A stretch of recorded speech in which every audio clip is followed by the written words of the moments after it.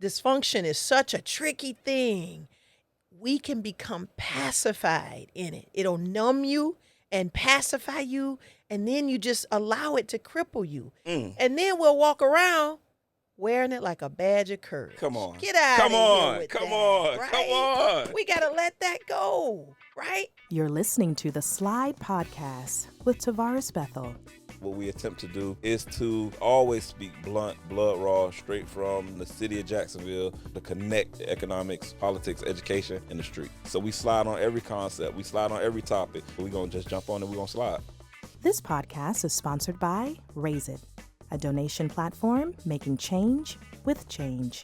And so, again, it's an honor to have an opportunity to slide in here with you. Today on the slide, we have Miss Sandra Johnson. Miss Sandra Johnson is the CEO of the MADISEL Group. She is the host of Words Fitly Spoken, and she is also author of Strategic Parenting for the 21st Century, Not My Enemy. It is an honor and a privilege to have an opportunity to spend a little time with you this morning on the slide. If you could, please, to normalize the space, if you could just share a little bit about yourself, a little bit about your bio, and then we can move forward with our dialogue for the day. Thank you so much, Tavares. I appreciate you having me. Yes, MADISEL stands for making a difference in someone else's life.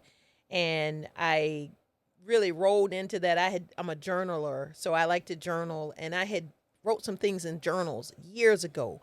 And when I stepped away from working with the Department of Juvenile Justice, I was looking at just really wanting to help with what I was seeing in the community, what I was seeing in social services. Kids were needing help, but I saw their parents needed help too. You know, it was a package deal.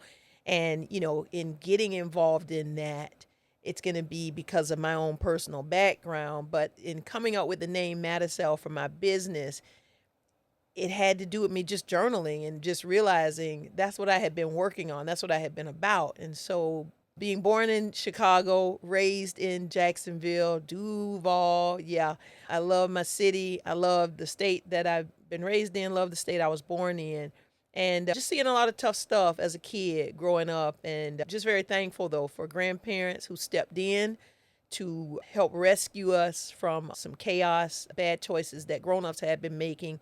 And thankful that myself and a few of my siblings were able to get pulled away from that type of an environment.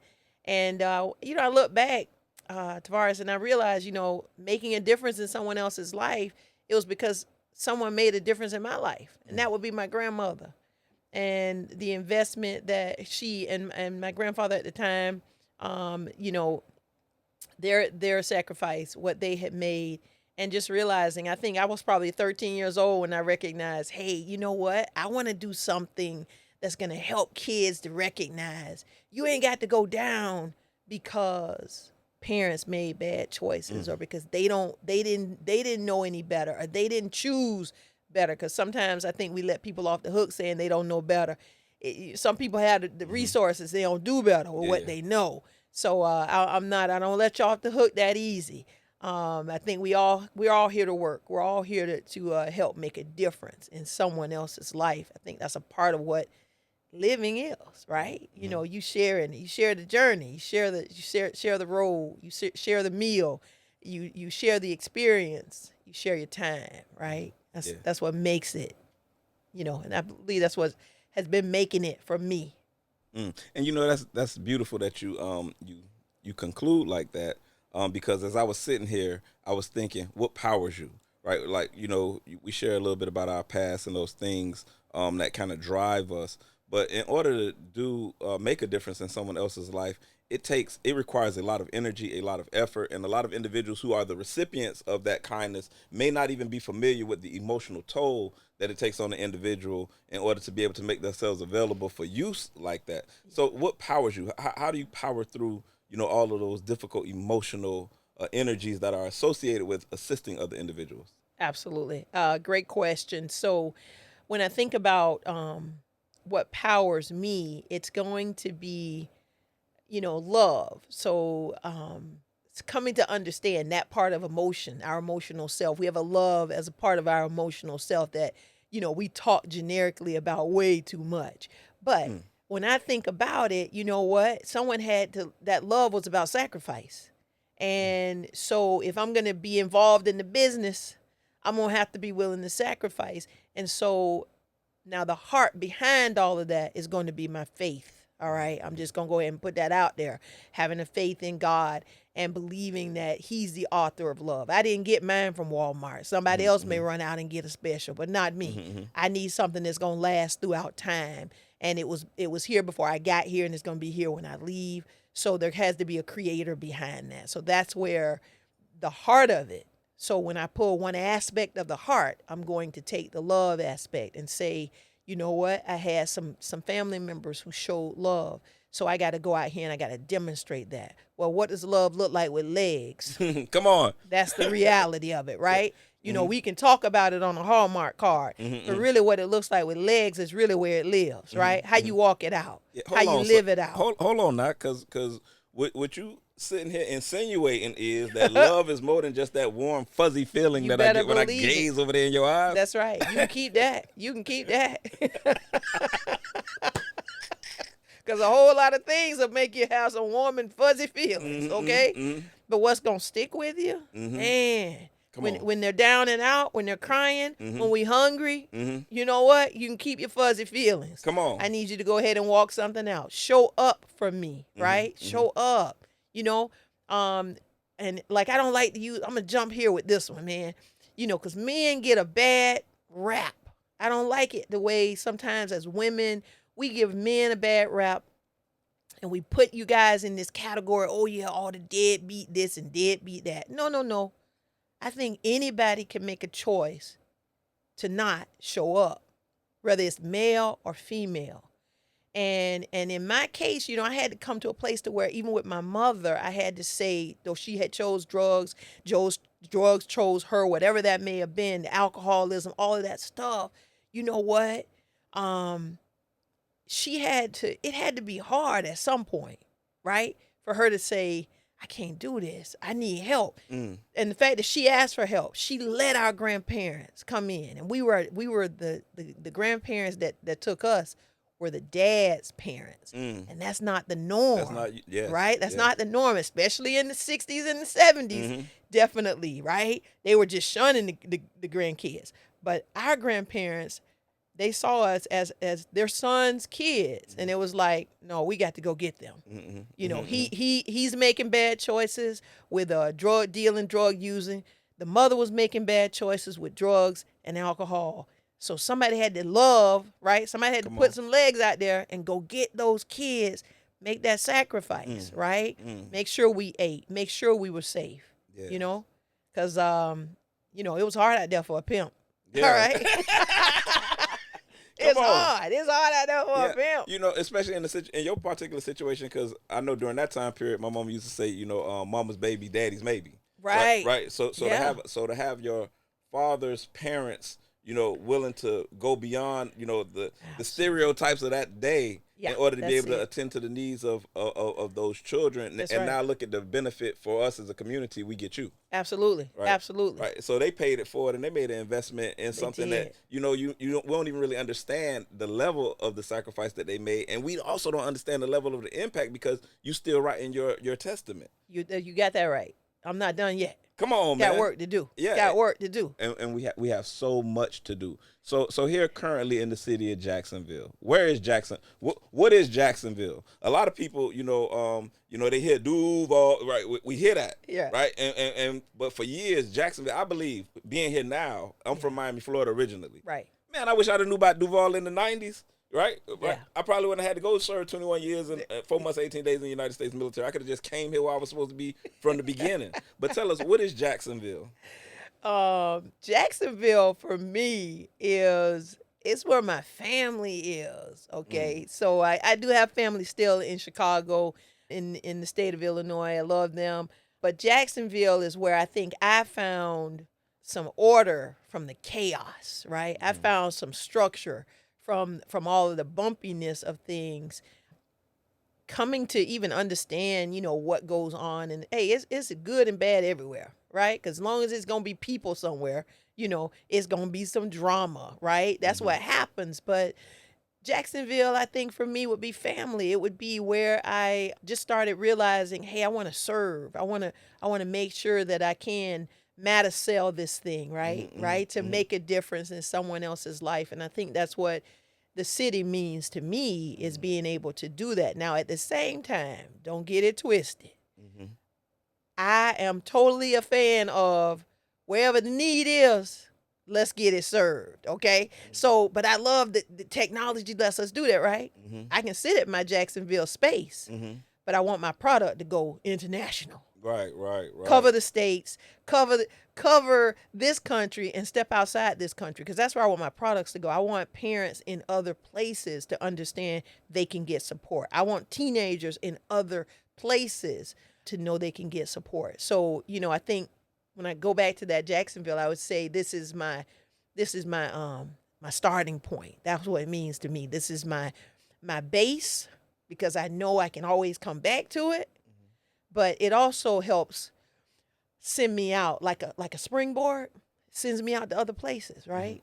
And helps me to see other people. And I love, like you said, Miami, and just the whole state of Florida. I love, how, what we get to have in our state. We get a lot of variety. It's hot here, in the summer, man, it's so hot, but at the same time, we got some really cool weather, some beautiful beaches.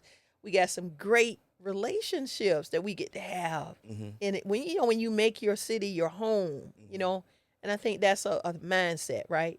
Going back to the emotions, do you have fears in your city? Yep. Do you have anxiety in your city? Yeah, sure. But I know how to find love in my city. I know how to laugh in my city. I know how to be happy. I know how to find joy, right? Our emotions go everywhere we go. And that's the thing. I'm throwing in the fact that I'm emotional. I'm an emotional wellness coach. So I have to throw that in. So it's in everything that we do, right? Right.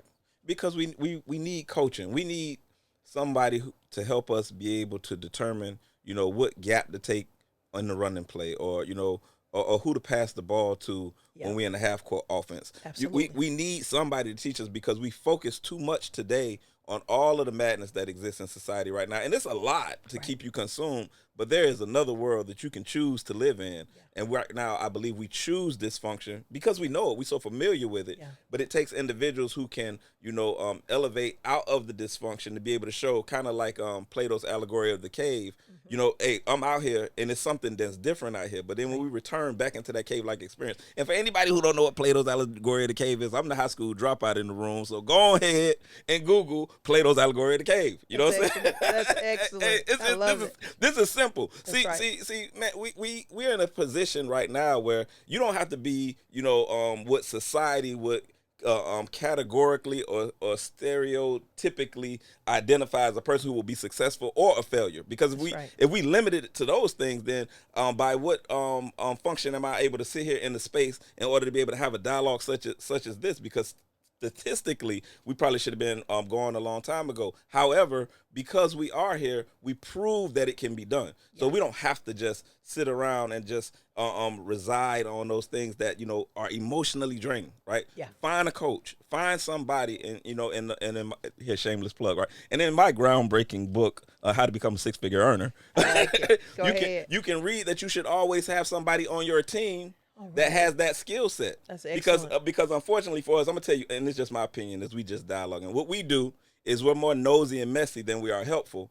So I just want your information, right? I don't understand that what the information is going to do once I accept that energy into me, right? I don't know how to process it, transfer it, and then discard it in order to be able to allow it to pass through me, but to allow me to be able to help you. So now I've taken in your energy, and I'm just sitting in this festering, and it's impacting so many other areas of my life because I was operating outside of my skill set. Find an emotional wellness coach. Find a mental health coach. Find an individual who can help you cultivate the skills that you need to be a productive member of society. That's just my advice to you. Or sit around and stop complaining about the life that you're living, the way that you're living it, because nobody really wants to hear that. You know what I'm saying? Nobody wants to hear it. Yeah, complaining is toxic. Come on. Okay? It's his own form of cancer, by the way, right? And I want to go back to dysfunction. Dysfunction is such a tricky thing. We can become pacified in it. It'll numb you and pacify you, and then you just allow it to cripple you. And then we'll walk around wearing it like a badge of courage. Come on. Get out Come of on. here with Come that, on. right? Come on. We got to let that go, right? Okay, that happened. Step up. My grandmother used to say, build a bridge and get over it. I was like, and because that's reality. Yeah. We're going to have to build a bridge and get over that bridge. I got to walk. Okay, yeah, I'm not telling you, oh, that hurt you. You were broken down. I'm all into my mental health services. That's what I do. That's what I believe in. That's what I study. That's what I research still. Yes, there are all kind of traumas. Yes. But I'm not going to wallow in my trauma. Come on. I'm not going to wallow in that. I'm not going to wear it around like it's a badge of courage because it will keep me from seeing life. Come on. It'll keep me from seeing what is good. Talking today, just hearing Jesus make the comment, and he said, he said, I wake up every morning. I've gotten this habit I'm grateful. I say what I'm grateful for. Just that. What do we appreciate? You can find a whole bunch of negativity, but are you willing to say, you know what? I'm glad I'm here. That's right. That's right. I woke That's right. up. That's It's right. a new day. That's right. You That's know right. what? That's something beautiful about even having a new day. It's never recycled. Come It's on. a new day. Never been here before. Yeah. We've never had, what's today's date? What we rolling with on today's date? Come on. Right? Right. We've never had this date. Never been here before. That's right. That's it's right. not a Never- recycle. It ain't coming again. That's right. Not coming again. Come so on. you either going to use it Come on. or you're going to abuse it. Come right? on. Yes. Showing that you're grateful for it, no matter the circumstances. I'm grateful. I'm here. I Yes, get to ma'am. be here. Instead of walking around talking about this bad, that bad, everything good, bad, and ugly. Okay. All right. Next. It's crazy because, many years ago I commented that, a person can overcome a heroin addiction. You can overcome crack. Yeah. You can even kick liquor, right? But listen, if you're addicted to sympathy, hey, I ain't never seen somebody get off sympathy. There you go. I like Hey, it. I'm telling you. I like many years it. ago, my mama used to call me. I'm gonna go ahead and do it. For people who know me and know my relationship with my mom used to call me. My mama is she's the matriarch. Yeah. I don't know nobody realer than my mama. I'm That's just good. putting that out there. I love but, it. But when she was going through that funk, she'll call you, right? Yeah. And when she would call you, you would know when you need to, you getting ready to get your social security number. She finna claim you on the tax. Something finna happen, right? Because my mama, she'll call you and she'll go, There you go. Right. hey, so me, when the last time she got me for my social security number, she claimed me on them taxes. Hey, but that joke called my phone. I say, Mom, I'm gonna call you back. I'm gonna call you right back. I'm gonna call you right back. Anybody who know me, if you get 2 right backs in a row, but you ain't gonna hear from me for about like 30 days. There you know what I'm go. saying? Because at that point, I didn't have the skill set in order to be able to deal with the emotional stress that you was trying to invite me into. Right. And now that I have the skill set to deal with it, I choose not to. So, so if you call me, what I'm gonna do is I'm gonna give you Miss Sandra Johnson from the MADISEL Group. Let's make sure we contact Miss Sandra Johnson from the MADISEL Group. Ma, contact Sandra Johnson There from the it is. MADISEL Group. I love it. This is how we do. But see, where we at, right, is we need to have those individuals that we can kind of lean on, Yeah. that can show us that, okay, Right. we got to normalize the struggle. Right. What you're going through, that's what you're supposed to be going through. That's right. Right? This it. is what you're going through. We preach and we confess that we want to become stronger and we want to be these enlightened individuals, but we don't want the struggle, right? Yeah. Back in the reggae song, one time for that boy Bob, it said, everybody want heaven, but nobody want dead, right? You don't get there except going through the struggle, That's right? it. We're going to have to struggle in order to be able to get to where we got to go, and you got to love the struggle, That's right? it. Because Right. I'm learning in my struggle. I'm learning my weaknesses. I'm learning my strengths. I'm getting ready. I'm able to see all of my inner vulnerability as I decide that, you know what, I'm going to make a difference in Right. someone else's life. Right. Absolutely. And so that you can make a difference in your own life at some point. That's it. Come on, right? man. It's got to reflect back on you, right? I would hope so. Yeah. So even during that time when you were going up, I'm going back to what you just talked about with you and Mom. What was happening there is you figured out when she said she had a certain reflection in her voice and you would hear it. And what it did is it triggered you. And so what we've kind of been doing in this time we live in, especially our kids, like they talk about trigger. Oh, you trigger me. And they use it in a way that becomes so negative and this is where they don't learn, they don't understand, I need to go ahead and deal with this struggle. That trigger made you begin to think and process. Come on. So you had to decide, I hear that trigger, so here's my plan. That was you. You established a coping skill. Come on. Right there. Come Nobody wrote it down. Nobody Right, put it right, in a book right, anywhere. right, but that's right. exactly what you were doing. You came up with a coping skill. My coping skill is right back, right back. I'll call you right back. That's right. And you already knew that ain't happening. Because I got to save myself Right. in this struggle. That's right. Right? Because the struggle is real. Like you said, we got to normalize that and let it grow us and develop us. Because really, in reality, it's a temporary address. Right? It's a temporary address. Come on You ain't now. always Come going to be in on a now. struggle. Come on. Temporary address. Come on. Right? Do the Man. paperwork. Send that in. Come on. A military leader used to say, tough times don't last, tough people do. Yeah. Tough That's right. times don't last, tough people do. That's and so right. and so when we find ourselves and we in that little bit of itty bitty struggle, it's Yeah. an itty bitty struggle. Right. And really what we're struggling with is something that is so minute. Yeah. Right? That if we just address that ego part of ourselves and just get vulnerable enough to see it, right? Because once I see it, then I can make a plan for how to deal with it. Right. And a lot of times I don't believe that we do that effectively enough. But man, we're in such a beautiful day because now we're that first generation of individuals that get an opportunity to have conversations like this. That's right. We to get to develop talk about strategies. it. That's right. We're going to talk about it. We're going to talk about it and deal with it.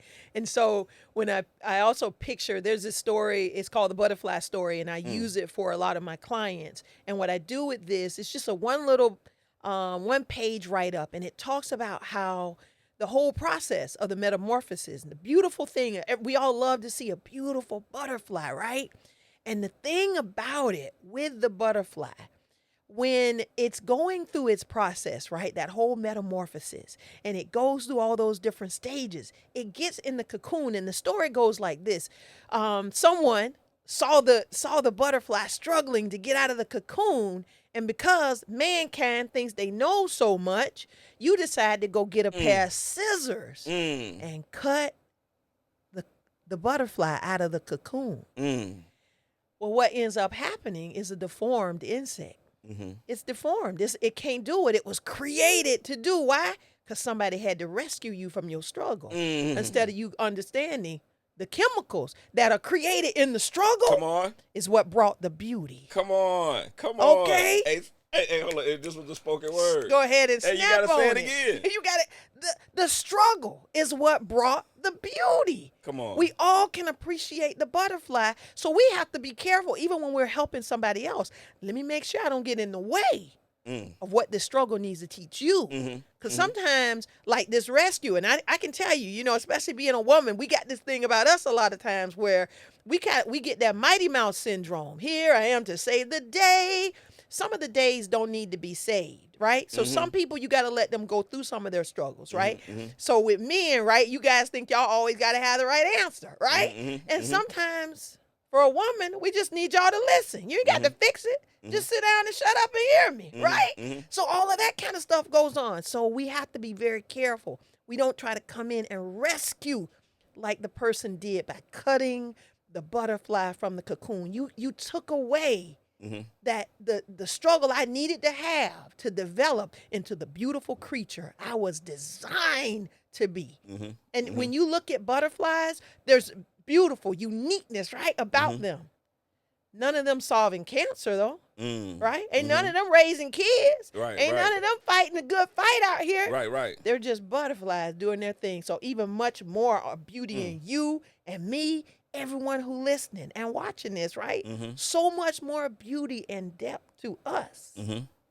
You know that and that's profound because as you articulate that idea, I think to myself, if the butterfly is cut out of the cocoon and it creates a deformity because it is not allowed to complete its developmental processes. Come on, I see How you thinking. much more detrimental is it? Yeah. When you buy that joker that PS5 or Come them on. Jordans, Come on. and don't make them get up off your couch and go to And work. That's right. Absolutely. And then you and for the record, and I'm gonna say this for the record, and this might get 1,000 dislikes. Yeah. But stop calling males men, right? Because it's a strong difference between a man and a male. And unfortunately, as a society, we ain't really laid our eyes on no man, right? And I say that as a young male. Right. Aspiring to be a man, right? We just ain't seen it, and so unfortunately, brothers and sisters, right? We got so much on our shoulders that we trying to live up to because the mantle man, right? That's a strong mantle. And that's why women are so disappointed when they see your big, tall, strong, handsome behind underperform. You see what I'm That's saying? right. Yeah. Because she saw you, she was like, Zora Neale Houston, their eyes were watching God, right? Right. And then she Right. realized you just pinky in the brain. You know what I'm saying? Hey, I'm telling you, man, take it for what it is. That's and, it. and that ain't out of no hate. You know what I'm saying? Because you got the ability to do more. And if our community just experienced a man, Yeah. oh my God, That's excellent. things would be in order. That's excellent. And That's unfortunately, we have had men, Yeah. right?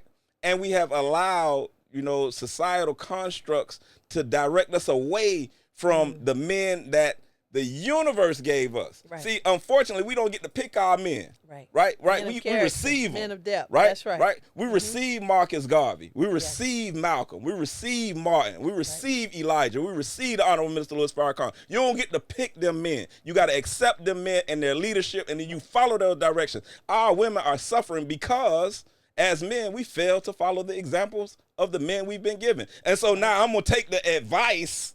Anyway, I'm gonna because this. I'm gonna let it go.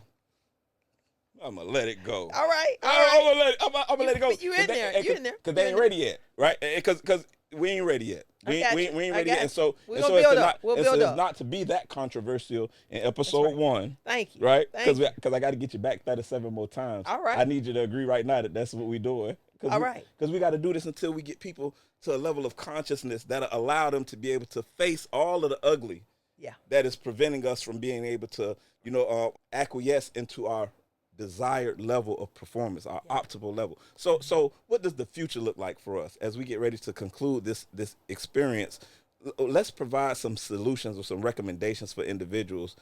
From your experience at making a difference in others' lives, what are some things that we can do immediately in order to help us change our outcomes? Well, I'm going to go back to the butterfly story because you got me stirred up with this one. And so I would say, don't allow, stop waiting. Let's do this.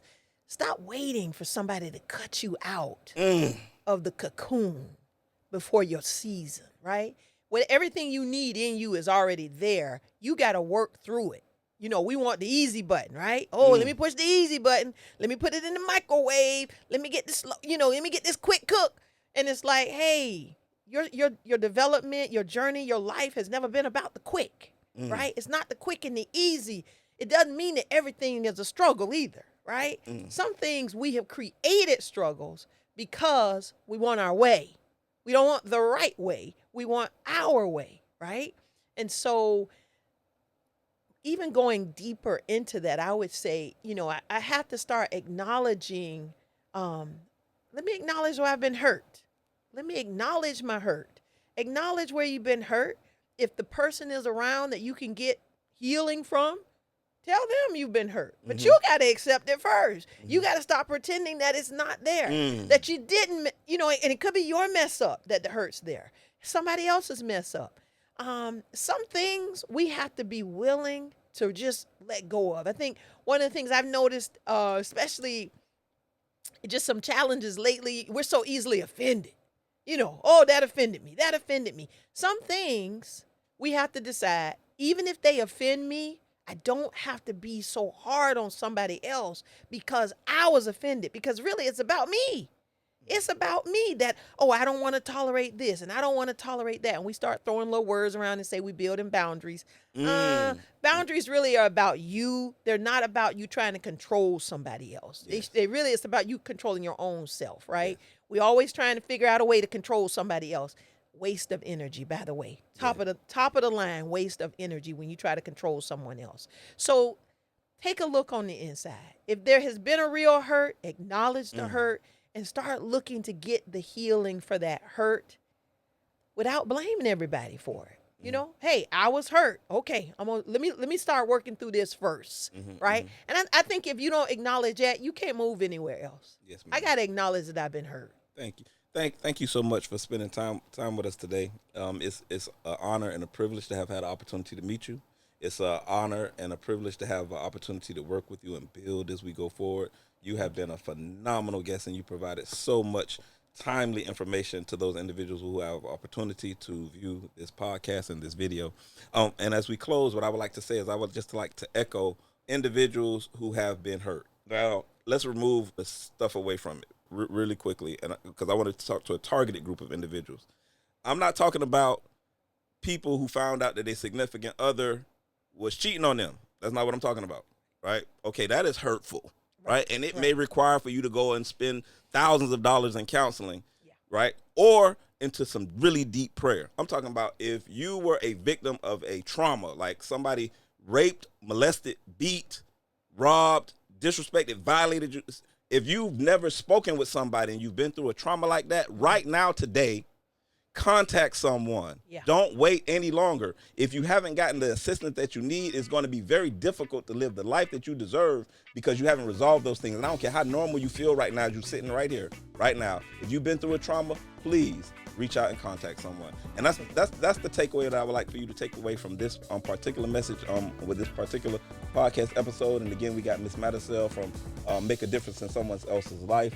Also the author of Strategic Parenting for the 21st Century, Not My Enemy, and the host of Words Fitly Spoken. Thank you again for spending time with us today. Welcome. It was wonderful. It was wonderful. Thank you. I enjoyed it. Thank you. Looking forward to more. Yes, ma'am.